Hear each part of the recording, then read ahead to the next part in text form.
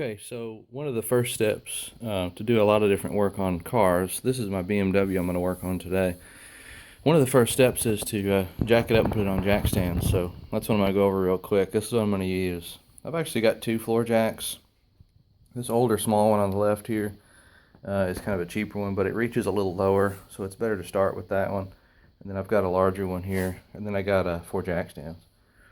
So I'm just going to quickly kind of show you how to lift the car up so you can get underneath it.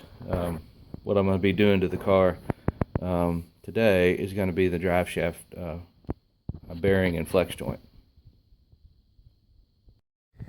Okay, once you have the you've jacked the car up here, I do want to point out there's a jack pad right here. It's like a plastic piece that's made for locating your jack. So I used a low profile jack because or else you can't get under it because this car is real low. So then once you got it jacked up as high as you can go, it'll give you room to work in this front section. So all I'm going to do now is I want to point out that there's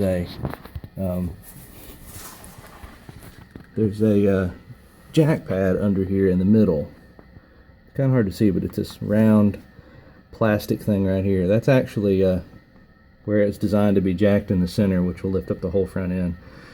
The reason why we want to jack it there is because we want to put jack stands under those two jack pads on the sides.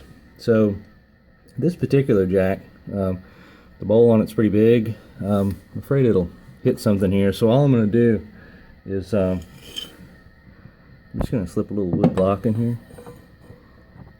This is just a little chunk of 2x4.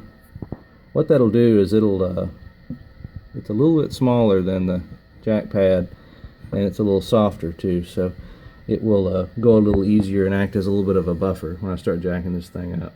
So I jacked it up in the center. You'll see I got it jacked way up in the middle as I was showing you earlier.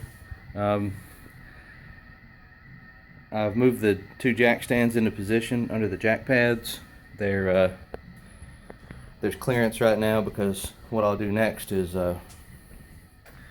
lower down the jack in the middle really slowly. I wouldn't leave it jacked for very long on this midpoint. I consider that more of a temporary thing just to get the jack stands in place. Just wanted to show you this. I pulled this jack out and noticed that that little plastic jack pad, there's so much force having to be applied here to raise the whole front of the car up. It leaves a mark in the wood block here, and at the teeth on the bottom of the jack, these teeth leave a mark on this side. It's one of the reasons why a little block of wood like this is a good idea. It just adds a little bit of a buffer in between the jack and the vehicle. I also climbed under there and looked at that little jack pad afterwards and made sure it wasn't damaged or anything, and it's good to go. There it is in the middle, and now I've lowered the car down and it is sitting on the two jack stands. Alright, I didn't point this out earlier, but you notice back there by the back tire on the passenger side I've got some wood blocks on the front and back of it. That's a good idea, just in case while you're jacking it the back wheels want to roll any. I have the emergency brake on, but it's a good extra measure. So we'll do the back next. So I wanted to show this after I jacked it up because it's a little harder to see underneath the car. You really have to climb under there. I also jacked up one end of it with the small jack just to be able to get the big jack under there, because again this car is real low profile. So I haven't let it down on the jack stands yet, but I have it up, have them in place. Here's the jack. I'm just going to show you with a flashlight that there is a steel member right here around the drive shaft and differential that's made for center jacking. You definitely don't want to put your jack on this thing. This is the differential. You'd break that. But that steel member right there is made for it, and again I used a block of wood as a buffer. And then I got the jacks in place here on the 4 jack pads. I'm just going to lower this down and then I'll be ready to go. It'll all be jacked up with nice and lots of room underneath it.